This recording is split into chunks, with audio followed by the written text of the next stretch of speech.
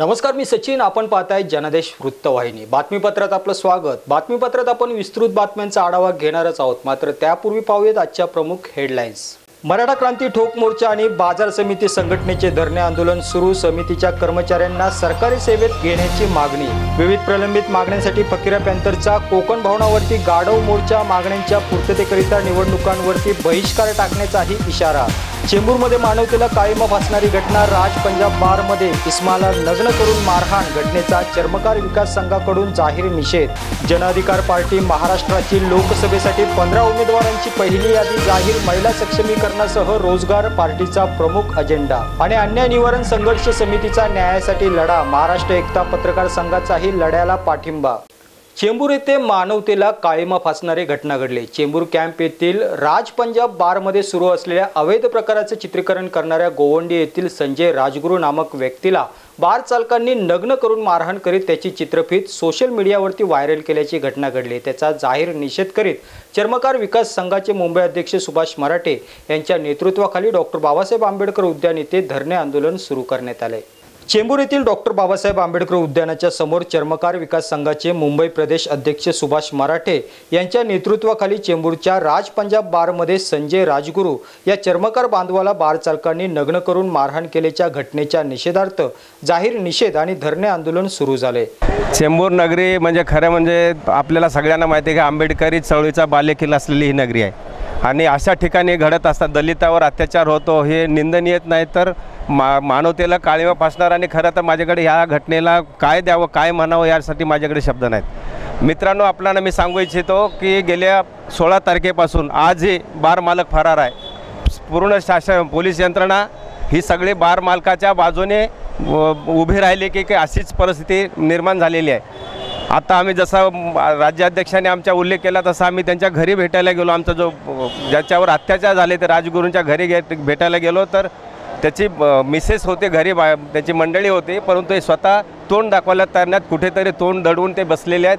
त्यांना समाजासमोर येणं आता कठीण झालेलं आहे. चर्मकार विकास संघाच्या वतीने करण्यात आलेल्या या आंदोलनाला संघाचे प्रदेशाध्यक्ष संजय खामकर, प्रदेश सचिव सुभाष शिंदे, उपाध्यक्ष दिनेश माने, मुंबई युवा अध्यक्ष दत्तात्रय कांबळे यांच्यासह विविध पदाधिकारी आणि मोठ्या संख्येने समाज बांधव उपस्थित होते. 16 तारखेला राज पंजाब बारमध्ये एक राजगुरू म्हणून एक आमचा समाज बांधव हा त्या ठिकाणी किरकोळ कारण जे म्हणजे अधिकृत असं काही नसताना त्याच्यावर जे अमानुष अत्याचार केले त्याला डांबून ठेवून त्याला पूर्ण नग्न करण्यात आलं. आणि त्याच्यावर आपण व्हिडिओ क्लिपमध्ये बघतो आहोत, संपूर्ण भारत देश बघतो आहोत की त्याला ज्या पद्धतीने त्याच्यावर अत्याचार केले, मारहाण केली आणि ते मारहाण करून त्याचं पूर्ण नग्न अवस्थेमध्ये त्याचं जे चित्रीफलित केलं तर याच्यापेक्षा मोठा गुन्हा असू शकत नाही. हा समाजाला आणि समाजाच्या ज्या व्यवस्थेला आहे हा काळिमा फासणारा आणि सर्व कायदे आपल्या हातात घेऊन दहशतगर्दी करणारा हा गुन्हा आहे.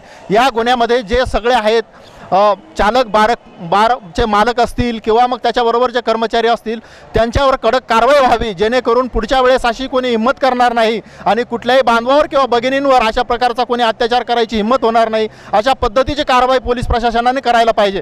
आम्ही या ठिकाणी सुभाष मराठेंनी पोलीस स्टेशनला जाऊन या संदर्भामध्ये गुन्ह्याच्या संदर्भामध्ये जी आम्ही भूमिका घेतली आणि आरोपींना जे कारवाई करायचे ज्या पद्धतीने विनंती केली, परंतु आजपर्यंत फक्त धातुरमातुर कारवाई केली आणि कर्मचारी आणि एक आपला त्या ठिकाणी काम करत असलेला एक मनुष्याला त्या ठिकाणी त्यांनी फक्त अटक केली आणि जे खरे गुन्हेगार होते त्या गुन्हेगारांना मुक्त सोडलेलं आहे. त्याच्यामध्ये पाठीशी घालण्याचा प्रकार या ठिकाणी होत आहे. आणि जर पोलीस प्रशासनच जर अशा पद्धतीला, अशा व्यवस्थेला, अशा घटनेला जर म्हणजे पुरस्कृत करत असतील किंवा पाठिंबा देत असतील तर पोलीस प्रशासनावर खऱ्या अर्थाने विश्वास राहणार नाही आणि जनता या अशा ज्या गुन्हे करणाऱ्या यांना माफ करणार नाही. संजय राजगुरू यांना करण्यात आलेल्या अमानुष मारहाणीच्या पाठीमागे बारमध्ये नक्कीच काहीतरी गैरकारभार सुरू होता आणि तो दाबण्यासाठी हा प्रकार घडल्याचे सुभाष मराठे यांनी म्हणतानाच पीडित राजगुरू यांच्या जीवाचे काही बरे वाईट झाले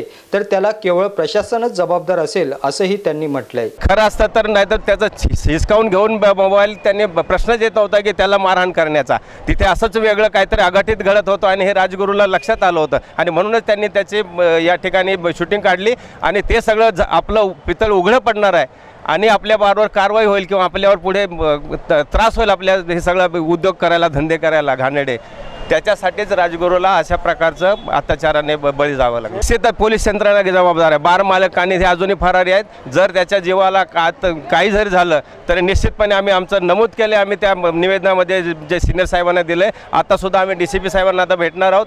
त्यात आम्ही स्पष्टपणे नमूद केलं की जर त्याच्या जीवावर काय बेतलं किंवा त्याने स्वतःच्या जीवाचं बरं वाईट काय केलं तर याची जबाबदारी संपूर्ण प्रशासनाची राहील. म्हणून आमची मागणी आहे की प्रशासनाने त्यांना पोलीस संरक्षण देण्याची गरज आहे. या आंदोलनात सहभागी झालेले राष्ट्रवादीचे लहू कांबळे यांनीही झालेल्या घटनेची निंदा करीत ॲट्रॉसिटी ॲक्ट लावण्याची मागणी केली. सदर झालेला प्रकार हा अत्यंत निंदनीय प्रकार आहे आणि हे जो राजबार जो हे आहे मालक आहे, तो मालक आणि तिथले असणाऱ्या जे काही गिरायक आहेत त्या गिरायकावर जे काही त्यांनी जो काही हे मारहाण केलेलं आहे, ज्या पद्धतीने केलेलं आहे, अमानुष पद्धतीने केलेलं आहे, त्या मारहाण पद्धतीचा आम्ही जाहीर निषेध करतो. त्या बार मालकावर ॲट्रॉसिटी ॲक्ट खाली गुन्हा नोंद करावी अशी आम्ही सर्वांच्या वतीने मागणी करतो. आणि या पुढच्या काळामध्ये अशी जर कोणाची मुजोरी चालत असेल तर ती मुजोरी आम्ही कोणीही खपवून घेणार नाही.